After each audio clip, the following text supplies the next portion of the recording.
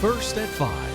From the University of Florida's College of Journalism and Communications, you're watching WUFT News.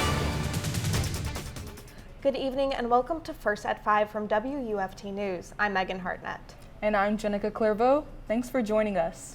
California is coping with a second mass shooting. As the death toll rises to 11 in Monterey Park, another gunman has killed 7 people. This time, it's in the town of Half Moon Bay on the coast between San Francisco and San Jose.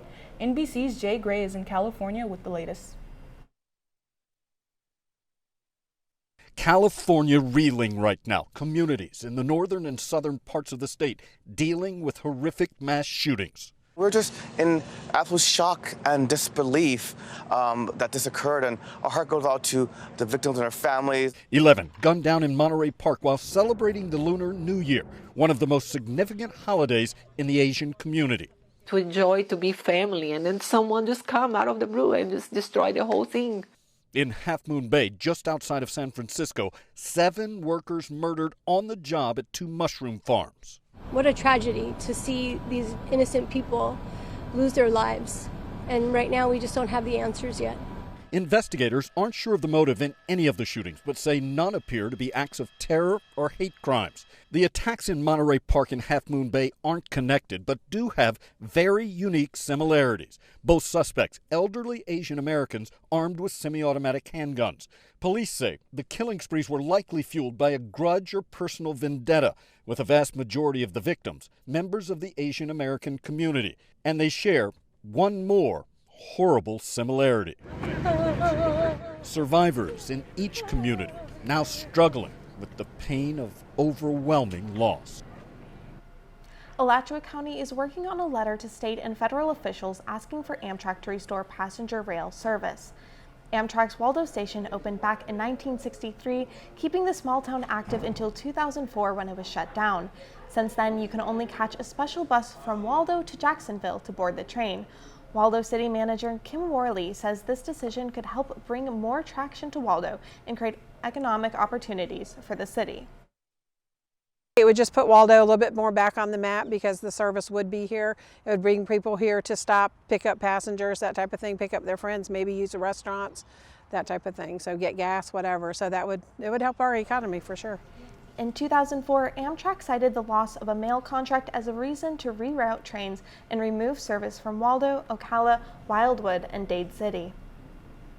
GRU updated its wetland recharge plan at the Alachua County and Gainesville City Commission joint meeting. The project aims to increase groundwater recharge to the Floridian aquifer by 3 million gallons per day, which will support water flow to the Ichitucky and Santa Fe rivers. The county plans to manage the wetlands as a park similar to Sweetwater Wetlands Park. The land is next to Oakmont Elementary School. GRU expects construction to cost $8 to $10 million. A cost-share partnership will pay half the bill. Design and permitting is expected to start by summer. Gainesville Mayor Harvey Ward says this project shows the city and county commission working together. These past few days have been surprisingly cold, huh? I know, it was in the 40s this morning and I definitely was not expecting that. I hear it's really bad in Texas. You know, half the state is suffering from some snow and then the other half tornado warnings. Do you know if any of that's coming our way? Let's check with UF forecaster Morgan Plotka. Yes, so we are seeing a very severe risk of weather happening in the west in Tallahassee, Lake City, and Cross City, but we're also seeing an isolated marginal risk happening near Gainesville, Cedar Creek, and Jacksonville. But we'll talk about that more in our main weather. It's actually a beautiful day in Gainesville today. 70 degrees or 69 degrees happening in Gainesville. Cool, breezy skies, clouds. And now if you're heading out on the evening tonight, you're going to see pretty cooler temperatures happening at 6 p.m. 61 degrees, pleasantly cool, dropping to 58, 57 towards 9 and 11 p.m. So if you're heading out on the town, just be aware that it'll be cool and nice for you to go out. Now, coming up, we're going to talk about storms that are possible tomorrow.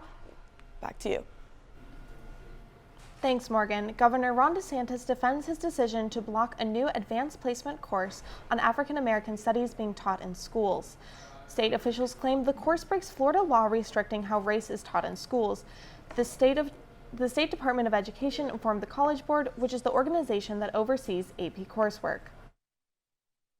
When you look to see they have stuff about intersectionality, abolishing prisons, that's a political agenda. And so that's the wrong side of the line for Florida standards. We believe in teaching kids facts and how to think, but we don't believe they should have an agenda imposed on them. The new AP course is being offered as a pilot this year. About 60 schools across the country were expected to take part, including a charter high school in Tallahassee associated with FSU. The course decision is being cited as one of the NAACP in Philadelphia is protesting a high honor being given to DeSantis tonight. The Union League of Philadelphia, a private club formed during the Civil War to support President Lincoln's policies, chose DeSantis to receive its next gold medal. A new state bill filed last week could widen eligibility for Bright Future scholarships. The new legislation proposes a greater weight on pre-advanced placement coursework towards scholarship eligibility. The bill will also raise the weight of certain advanced placement classes, such as AP Capstone, to the level of IB and ACE. Scholarships offered by Bright Futures were originally introduced by the state in 1997. They have since granted eligible Florida students more than $8 billion in funding. First graders at Newberry Elementary read a book recently based on a child with Treacher-Collins syndrome, a genetic disorder which affects the development of facial bones and tissues. A child with the rare disease lives in Alachua County. 1-year-old Finley June visited the school to meet the students and provide further awareness. WFT's Tyler Carmona spent time with her and the students at the school this morning. Tyler, tell us what the students learned. We're All Wonders is a New York Times bestseller that embraces kindness and friendship. 1-year-old Finley June was greeted by 130 excited first graders that have been familiarizing themselves with her condition. The first graders were able to ask June and her family some valuable questions to learn about it. You can tell by the way Finley interacts with the first graders that she's an active, fun-loving child. It became apparent that these children share more similarities as time passed. Finley's special because she's different. She listens through a headband with 2 hearing aids attached and breathes through a tracheal tube. Finley was born with Treacher-Collins syndrome. This book, that's a benchmark for the students' literary success, introduces them to a person similar to Finley. Shows other kids that it does exist. If we don't see it, we don't know that it's out there. So I like that they give them like pictures, examples. Finley starts kindergarten at Newberry in just 3 years. They're going to have that background knowledge to include her and to love her and to make her part of our school community one day too. The Newberry community welcomed Finley and her family with open arms since they arrived in town last year. That kindness can really, it's a ripple effect. You spread it here to the school, then it spreads out to the community, and then it spreads out to our whole town of Newberry, and then it keeps going. So they have the ability to truly make a change. And Finley's family says today shows kindness being exemplified. The book is being read by first grade class at Newberry, where Finley and her older sister expect to attend in the next few years. 1 in every 50,000 people are diagnosed with this disease. Live in the WUF newsroom, Tyler Carmona, back to you. Coming up next, we'll talk about a video series on illegal sports betting at the University of Florida. That's right, Megan. We will see how this practice gained popularity among students. Alexis Ashby gives us an insight to how money transfer apps play a role in this practice after the break.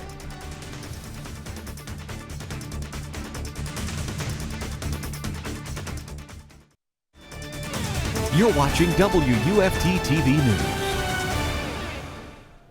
Welcome back. Alexis Ashby, a University of Florida reporter, produced Behind the Bet, a video series that dives into the inner workings of illegal sports betting.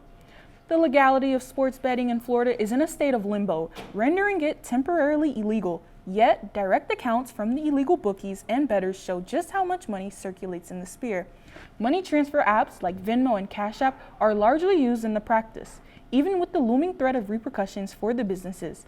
At the University of Florida, students estimate that anywhere from 20 to 60% of their peers bet illegally. This video series dives into the inner workings of illegal sports betting on college campuses. For the second year in a row, the U.S. News & World Report has awarded the University of Florida the #1 ranking for the best online bachelor's program in the nation. The announcement came today, and the report also gave the university 2 more #1 honors, including recognizing UF Online as the #1 online program for veterans and active duty service members. Mike Pence becomes the latest top politician to get swept up in the search for classified documents taken home. NBC's Kelly O'Donnell reports from Washington. Good day from Washington, where there is another disclosure about classified materials being in a place where they were not supposed to be. Now this involves former Vice President Mike Pence. NBC News has obtained letters from Mr. Pence's lawyer, who wrote to the officials at the National Archives after some documents were found at the Pence home in Indiana. The Pence lawyer reached out to make arrangements to transfer those documents back to government custody.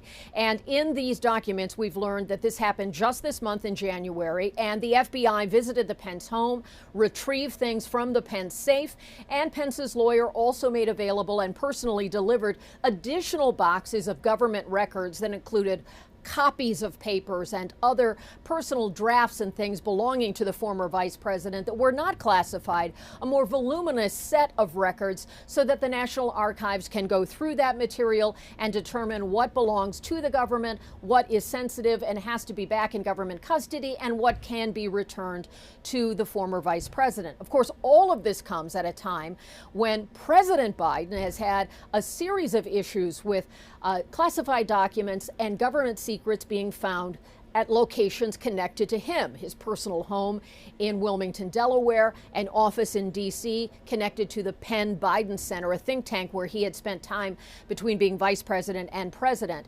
And of course, there's the ongoing investigation involving former President Trump, who repeatedly refused to turn over records requested by the National Archives and the federal government and the Department of Justice. So here we have different scenarios, all involving classified secrets belonging to the government, and it presents legal challenges and political challenges for these officials. This is a developing story. We're tracking all of it to see how will the Department of Justice handle these new Pence developments. At the same time, they're also investigating what to do with the Biden documents that have been recovered and how this will proceed. We're following all of it here at the White House. I'm Kelly O'Donnell. Back to you. Megan, I still can't get over how cold it was this morning. I put on 3 layers and I was still shivering. I know, and it's so hard to plan for outfits as it warms up throughout the day. Up next, our forecaster tells us what we should expect later this week.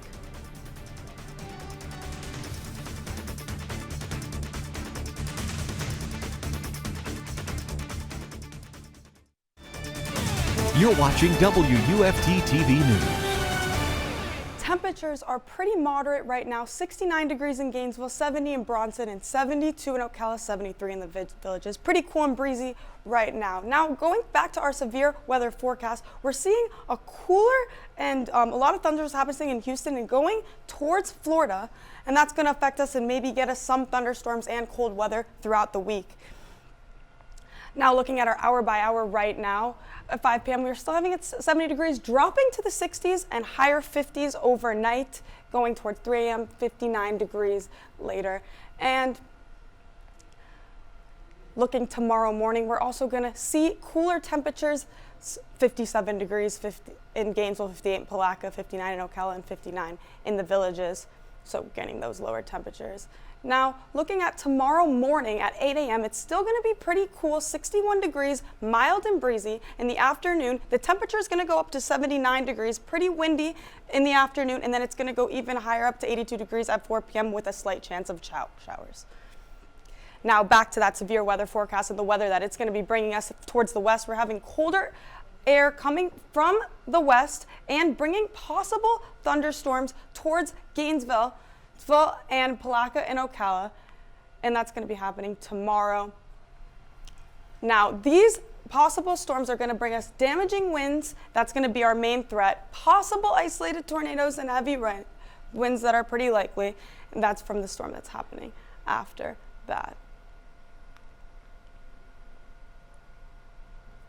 Now, Friday morning, we're going to see lower temperatures coming from that storm in Gainesville, 37 degrees, 35 degrees in Bronson, 44 in Cedar Key, 38 in Ocala, 39 in Villages, and that's going to give us more colder weather. Now, looking at our 6-day outlook, we're going to have pretty much higher temperatures starting tomorrow. It's going to be our pretty only day of high temperatures. It's going to be thunderstorming possibly.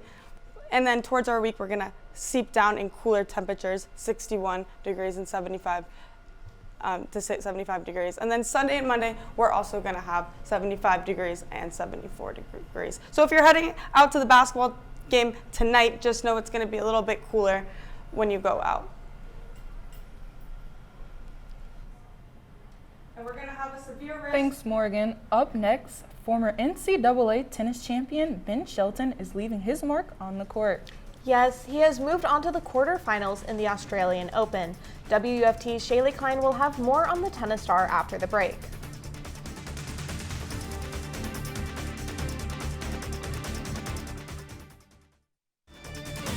You're watching WUFT TV News. Welcome to sports. I'm Shailey Klein. The Shelton name is about as hot as it gets in tennis right now. The Gainesville native Ben Shelton is turning heads in only his second major at the Australian Open. Shelton faces off against Tommy Paul in the quarterfinals tonight. He defeated fellow American J.J. Wolf to advance to the quarterfinal round. His father, Florida men's tennis coach Brian Shelton, shared the advice he's giving his son. I think I would just say run your race, son. You know, don't hold back. You know, it's one of those moments where you want to feel like you left everything out there on the court. You know, have fun and just run your race. Shelton plays tonight at 10:30 p.m. on ESPN2. The Florida men's basketball team takes on the South Carolina Gamecocks on Wednesday. The Gators are coming off a tight win over the Mississippi State Bulldogs on Saturday. Senior Colin Castleton is leading the way for the Gators, averaging 14.8 points per game. A hard collision took Alex Fudge out of the game in the second half. The loss of Fudge is forcing the Florida basketball coach to make lineup adjustments. You know, what we've called quote-unquote small, even though I don't really feel that small when we're out there playing guys like Wace, Will, Riley together, has continued to be really good for us. So, you know, if Alex isn't able to go tomorrow, which I think it's going to be hard for him to be ready, we're just going to have to continue to have those guys step up and be as assertive as they have been, especially since conference play started. Tip-off is Wednesday at 7 p.m. in Exactech Arena. Gator head football coach Billy Napier landed 2 more transfers from the portal. Manny Nunnery is a 6'2", 206-pound safety from Houston joining the roster. Former Tulane running back Cameron Carroll is bringing his talents to Gainesville as well. These 2 additions bring the Gators' total number of acquired transfers to 9. There's a full slate of games in high school basketball tonight. The Gainesville High Hurricanes take on the Williston Red Devils. The Warriors from Gainesville Christian Community School face off against the St. Francis Wolves. And finally, the Eastside Rams play the North Marion Colts. All games are at 7:30 tonight. Before we go, one last check on the weather. So we are definitely going to see some showers tomorrow. It's going to be 82 degrees high, but we are going to see some showers. And then going through the rest of the week, it's going to be pretty cool Thursday to Saturday. And then Sunday to Monday, the temperatures will go up pretty much in the 70s. And if you're thinking about going to that basketball game tomorrow, you should go. Back to you. Thanks, Morgan. BBC World News is next, and the PBS NewsHour is coming up at 7. But your Florida news is always on at WUFT.org. Have a good night.